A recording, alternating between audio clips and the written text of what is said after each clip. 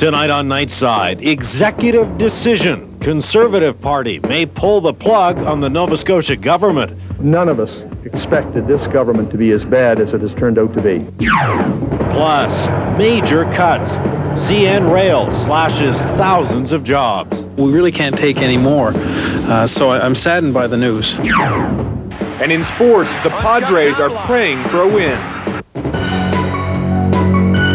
Live from the ATV News Center and every city and town in the Maritimes, Bruce Frisko. Pat Krauskopf with sports, meteorologist Peter Coade. This is ATV News. Good evening. Pressure is mounting on Nova Scotia's Conservative leader tonight to pull the plug on the minority Liberal government.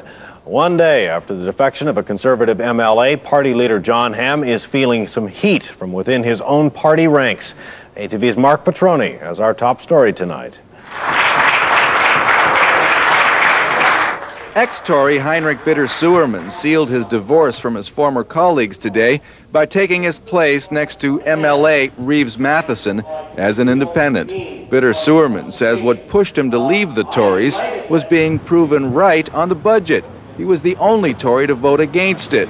The books have now been shown to be $80 million in the red. That led to a certain emotional isolation for me. It is not good to be right, not when you are a rookie, and it is certainly not my style to gloat. All of this has served to highlight the dissatisfaction over the Tories' continued support for the Liberal government. Tory leader John Hamm says he got an earful during informal chats with party officials. The disappointing thing in all of it is the same Nova Scotians that were quite happy with the decision we made in the spring. None of us expected this government to be as bad as it has turned out to be. If there is pressure on the Tories to withdraw their support, it's coming from the party rank and file. Stephen Mont is president of the PC Association. As we all know, it appears that the Premier wasn't in control of the situation, and there isn't a balanced budget, so things have changed. Bitter-Suermann hasn't ruled out the idea of trying to join the NDP at some point in the future. Meantime, the government is facing an important vote on a bill called the Financial Measures Act, a bill everyone seems to support in general, but can, under the circumstances, be used as a stick to beat the government with. I'm going to offer some suggestions to the Tories this afternoon when I intervene on Bill 13. I think what we're hearing are all kinds of different messages about what the Tories are going to do and not going to do. According to the opposition NDP, the real issue here is not so much the Financial Measures Act, now before the House, but rather the level of confidence in the government. And it's the looming budget deficit that has some Tories holding their nose as they prepare to vote on the Financial Measures Bill. Is it political suicide for you to continue supporting him? Well, history will answer that question. In Halifax, Mark Petroni, ATV News. New Brunswick Politics now. 2 Conservatives and a Liberal were sent to the legislature in by-elections in that province yesterday. However, as ATV's Ron Shaw tells us tonight, no one in provincial politics is being complacent about those results. Bernard Lord returns to campaign headquarters this morning to tie up loose ends and talk to the media. Victory was sweet indeed last night, taking Moncton East, a seat held by the Liberals for the last 24 years. Even before the vote, there were Tories getting ready to dump Lord, fearing he didn't have the right stuff to carry on. Lord brushes it all aside. I had the complete support of the caucus. As you saw last night, there was a lot of people from around the province. I received so many calls yesterday in the day wishing me good luck from around New Brunswick, from within the PC party, that I was really humbled by that. For now, Lord says he'll concentrate on working for his riding, where he says healthcare seems to be the #1 concern. The results of these by-elections won't just have implications for the Conservatives and the Liberals. It will also be a time of soul-searching for the New Democrats. The NDP also failed to pick up a seat in Kent. Sean Graham maintained a 3-decade Liberal dynasty there, despite widespread discontent over unemployment and a victory for the New Democrats in the last federal election. But, there gets to be a point where people stop accepting excuses and start looking for answers. And the NDP have not shown any real movements or any real growth in some time. This morning, NDP leader Elizabeth Weir seemed uncharacteristically defensive. I think part of the message we got out of the by-elections was the importance of work, I learned that lesson a long time ago. Now, I think it's time to say to our candidates and party members, we've got a year, you have to start now. You've got to get nominated, you've got to get out there knocking on doors. Even the winners are saying it's time to get on with the job. In Moncton, Ron Shaw, ATV News. Canadian National Railways is cutting 3,000 jobs to cope with falling revenues. That's just the latest round in cuts that began more than a decade ago. Thousands once worked for the railway in the city of Moncton. Now there are less than 200 CN employees there. It's not known if any more layoffs will come to the hub city, but the mayor is worried. Well, I'm saddened. I didn't think that CNR could afford to lose any more jobs, and although we haven't heard whether Moncton will be affected, certainly in the past Moncton has been deeply affected, and we really can't take any more. So I'm saddened by the news. CN's announcement says the cuts will come in the same proportion as jobs are distributed across the country, mostly in large centers like Montreal, Toronto, and Vancouver. 1/5 of the layoffs will be in management. We'll have more on the story for you tomorrow on the ATV Evening News at 6 o'clock. Another volley has been fired in the long-distance price war, but only in the province of Nova Scotia. Maritime Tel Tel has announced a new plan which, for $25 a month, offers unlimited calling within Canada for the rest of this year.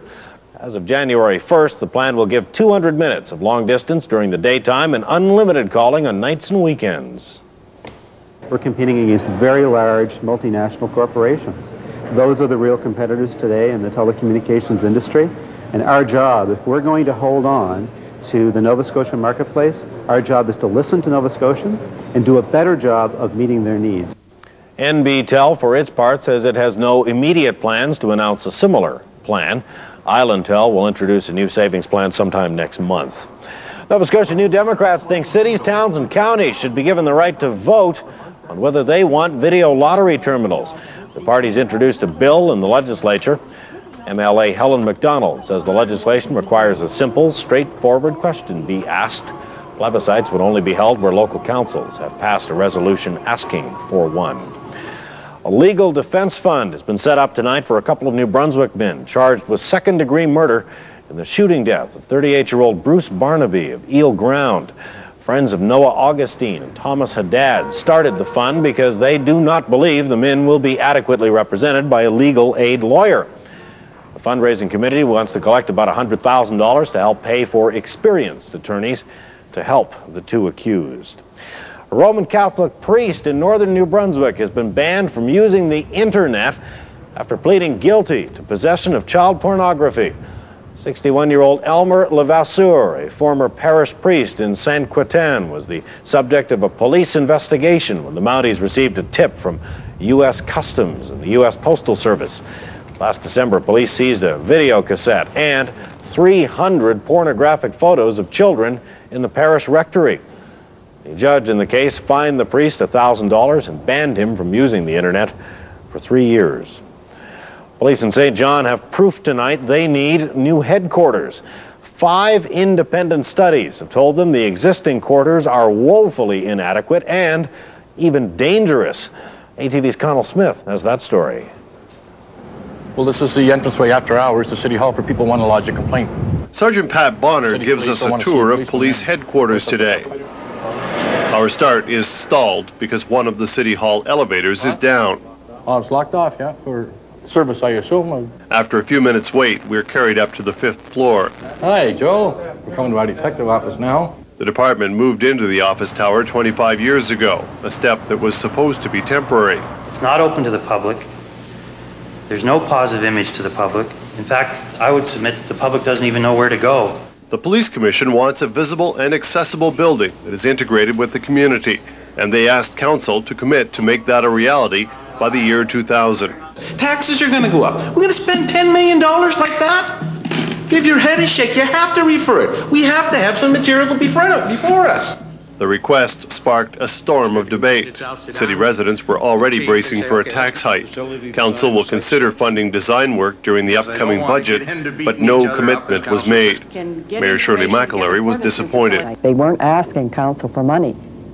They were asking Council for support in principle. 911, what is your emergency? All councillors do support a new station, in principle. The majority just weren't interested in immediately launching a process that could end up costing taxpayers millions. In St. John, Honel Smith, ATV News. Some maritime lobster fishermen say new government regulations aimed at increasing production are unfair to certain fishing regions. The new regulations are aimed at fishermen in Nova Scotia's southwestern shore and the Bay of Fundy.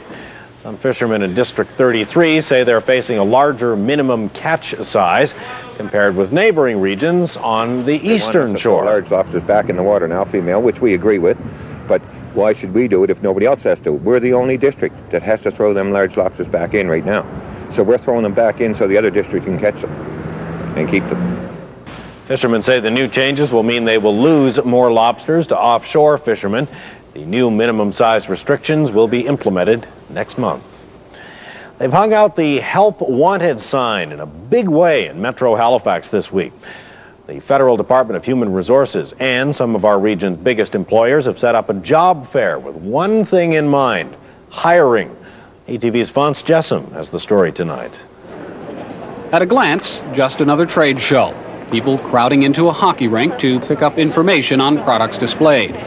But here there's a difference. These people are hoping to pick up jobs, and organizer Doug McNeil says there are jobs to be found. Everywhere from entry-level jobs, which is basically your minimum wage, right through to professionals, engineers and this who are up in the, can be into even the high five-figure bracket. Doug Wilson was among the first job shoppers through the door. He came armed with 30 resumes and a new environmental engineering diploma. He hopes he's one of the lucky people who find work here. I'm quite excited about the prospect of coming together with a lot of employers. It's certainly more personal experience than it is mailing out resumes or doing cold calling on the telephone and that sort of thing. The big draw at this fair, one of our region's biggest employers, J.D. Irving Limited. The company says it is offering some high-paying jobs, and lots of them. We're looking currently for about 100 to 150 people. Now that's just kind of on our professional side, accounting, purchasing, those types of positions. And also we're ongoing looking for mechanical type people and that sort of thing. We have some of our companies are getting in positions where they have kind of a large attrition rate, so there's a lot of people going out the door, so we have to get some people in quickly, get them experience, bring them along, that sort of thing. Doug Wilson wasted no time getting his resume into Irving hands. Now he'll go home and wait by the phone. And what are the odds the phone will ring? Well, better than you think. Organizers expect 10,000 job seekers through the two-day event and say more than 1,000 of them should find work. This is the third job fair in Canada this year. The two held in Ontario averaged 1,500 new jobs between them. And with unemployment always on the minds of Maritimers, organizers say they will hold two more of these job fairs in our region over the next 6 months, one in Sydney and one in Moncton. In Dartmouth, Phonse Jessam, ATV News. Now, we should point out that job fair does continue in Dartmouth tomorrow. It is taking place at the Dartmouth Sportplex. That's the Dartmouth Sportplex from 10 a.m. until 8 o'clock tomorrow night. You're invited to head down if you're interested. The campus radio station at UNB in St. John may soon be heard over public airwaves. That was At the Sound of the Trumpet by Maynard Ferguson. Right now, the in-house station reaches only the cafeteria and the student center, but students are hoping listeners will soon be able to pick them up all the way from Wellsford to Hampton. Encourage that the community gets involved with our station. We need them. We need them for the content. We need them so that we can be a community voice. Students plan to submit an application to the CRTC Regulatory Board at the end of the month, and they hope to be on the radio dial in the new year. Well, weather-wise, temperatures are falling as cooler air settles in over Atlantic Canada. Conditions quite unsettled again tomorrow. Peter Coade's got all the details for you when Nightside continues right after this short break.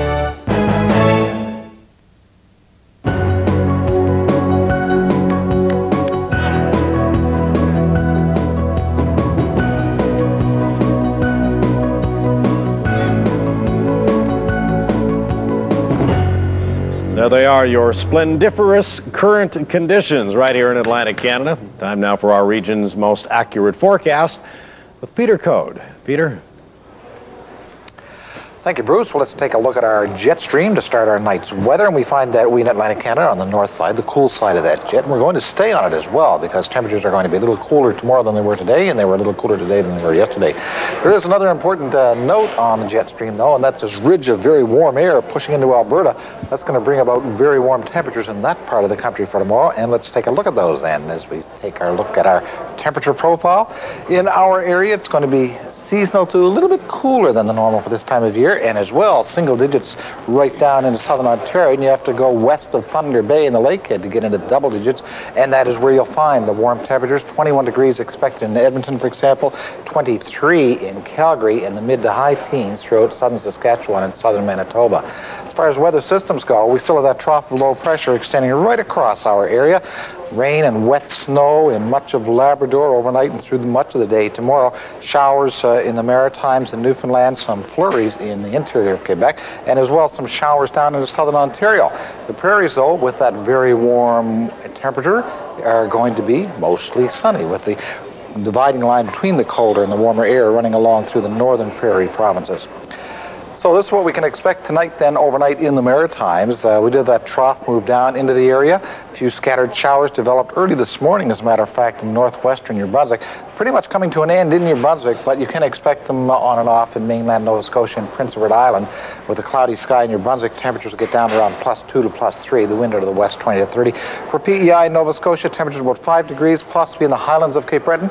Could see some wet flurries overnight, and again tomorrow as well. So for tomorrow then in Nova Scotia and Prince Edward Island, it's going to be mostly cloudy, mostly around Prince Edward Island and Cape Breton and northern Nova Scotia, likely a few showers, and in the highlands, the higher elevations, chance of a wet flurry. Further west in mainland Nova Scotia, though, some sunny breaks can be expected, slight chance of a shower. Afternoon temperatures of around 8, 9, or 10 degrees, which, as I say, is a little bit below normal for this time of year. Now, for New Brunswick then for tomorrow, cloudy with some sunny breaks, a bit more cloudiness in more northern areas, chance of a shower. Afternoon temperatures of around 9 or 10 degrees. Now, overnight tonight for Newfoundland, Labrador, and the Magdalen Islands. In Newfoundland, some showers on the west coast, mainly cloudy inland. The wind has already diminished considerably. Overnight temperatures about 4 or 5 degrees. And in Labrador, some wet snow mixed with some rain in the interior. Wet snow or showers elsewhere. In the Magdalens can expect some showers. For tomorrow, really not much of a change in that. In the Magdalens, continuing cloudy with a few showers. In the Labrador, the snow in the Churchill-Wabush area will be tapering to flurries. Elsewhere, some rain, drizzle, and fog, and down in the islands, some showers, some sunny breaks, though, down in the Avalon and the Burin. Afternoon temperatures of 7 to 10 degrees. As far as our outlook goes for the Maritimes, the last few days of daylight time, generally an improving trend in the weather, possibly by Saturday, some showers in PEI, and for Newfoundland and Labrador, some sunny breaks, but as well, some showers or wet flurries. Bruce? All right, thank you, Peter. Move over. Tomatoes. Greenhouses aren't just for vegetables anymore, it would seem. In fact, the latest greenhouse technology is helping bovine Bessies stay healthier and happier. And that just might mean more milk. ATV's Dan Vio has the story. For cows, tomatoes, and people, life is good with lots of sunlight and fresh, clean air. And if greenhouse technology can help tomatoes ripen into salad stuff all winter long, why not apply the same idea to cows? Healthy environment will make happier cattle, and hopefully they'll grow better and be better producers in the end. With a search on the internet into Maine and Quebec, a huge concrete floor and foundation to hold it up, and a federal grant for innovative agricultural technology providing a quarter of the $50,000 cost, the result is the island's first greenhouse for cows, or more specifically, young cows. They'll be here until from 1 year to calving, which is usually around 2 years, 2 months. Shane and Nelson McKinnon's milking barn is pretty bright and clean as barns go. There are even cushiony mattresses for each cow. But ventilation, like daylight, is limited and expensive. Their new cow greenhouse does feature a few key differences from the vegetable variety. The heavy plastic roof is white, letting in light without bright sunshine, and vents on the sides and top keep outside air flowing through the structure even in winter. But the idea is lots of light and fresh air and warm, dry bedding. Cow paradise, so to speak.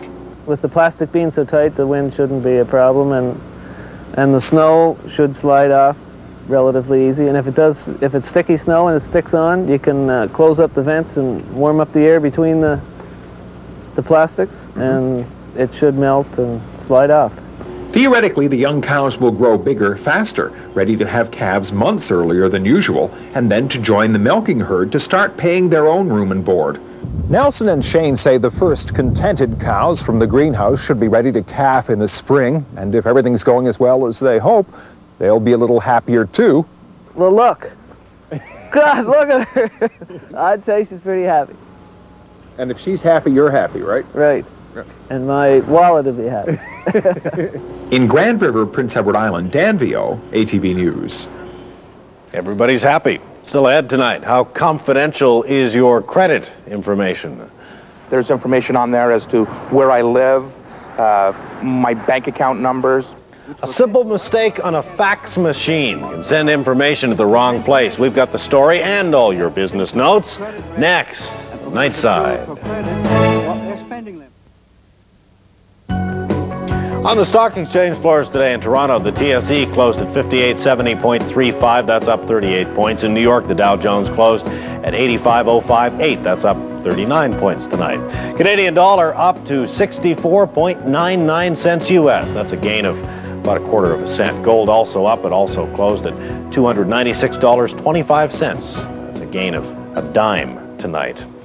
Well, a study out today shows that brand loyalty in food products is eroding in our country, and more quickly than it is in the United States, it would seem. The study by food manufacturers and Reader's Digest shows that brand loyalty has dropped 7% in our country over the past couple of years. That compares with just 1% south of the border.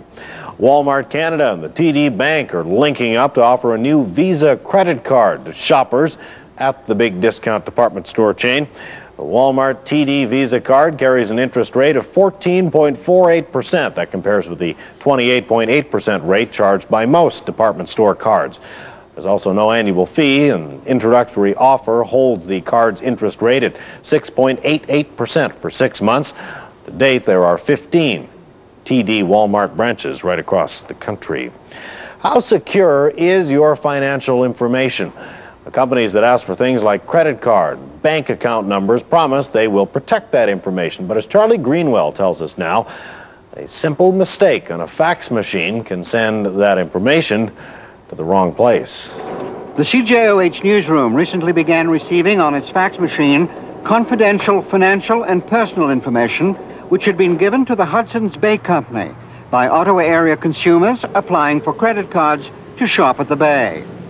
Along with those applications, which were fed to us by the head office of the Bay in Montreal, came information as to whether the applicants were good credit risks, and for those approved for credit, what their spending limit should be.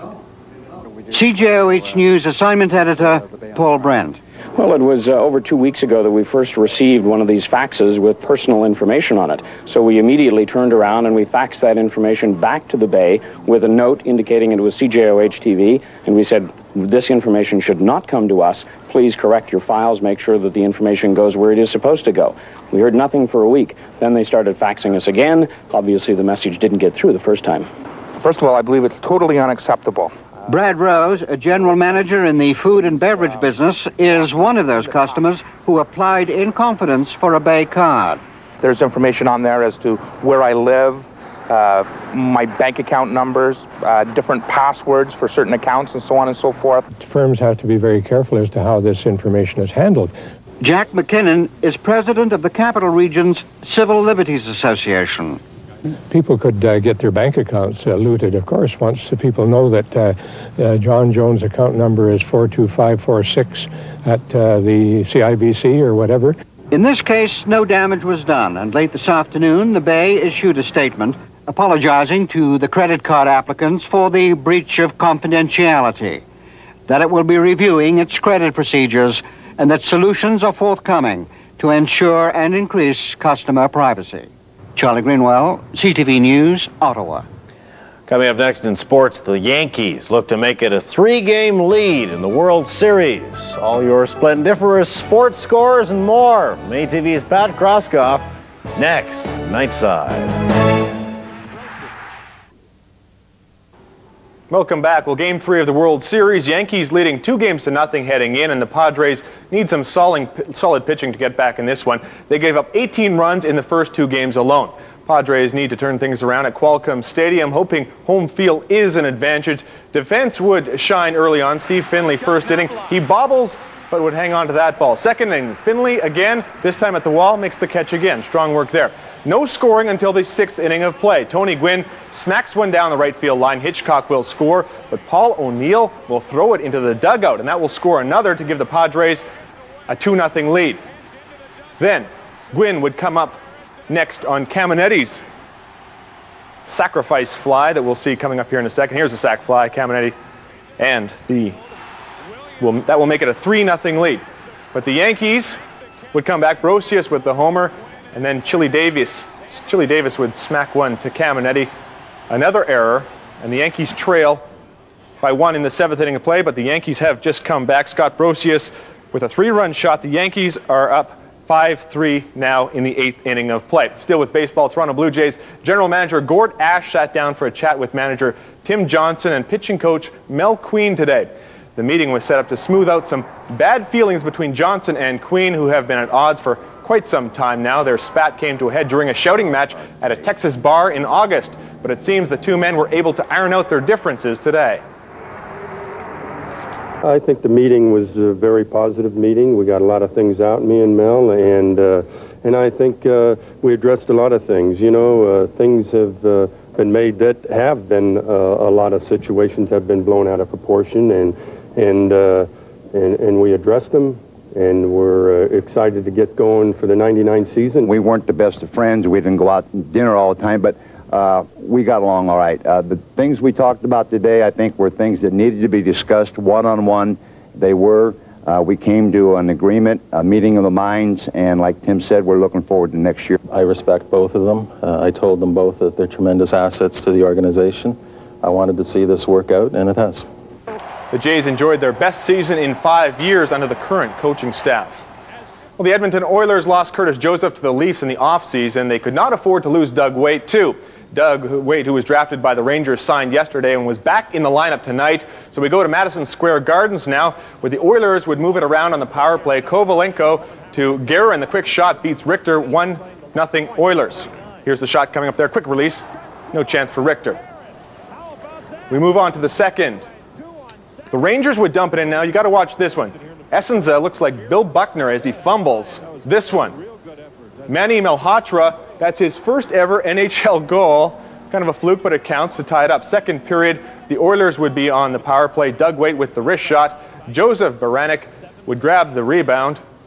But the Oilers, Baranek there, as the Oilers grab another lead again, but Leach and Schneider would score, and the Rangers win 3-2. We move on to the Sharks and the Flyers. Nolan there to Jeff Friesen. He scores on the power play. That beats John Van Briesbeek by a score of 1-0 is the score at that point. On to the second. Lindros will work it out of the corner there. Desjardins would get the shot. Comes to Rod Brindamore finally, and he jumps on it, gets the rebound, and he beats Vernon to tie it up, but the Flyers would go on to win it by a score of 3-1. A couple of other games in the NHL tonight. The Flames in Dallas, and the Dallas Stars win that one 3-1. Vancouver is trailing Carolina 3-1 in the third period of play.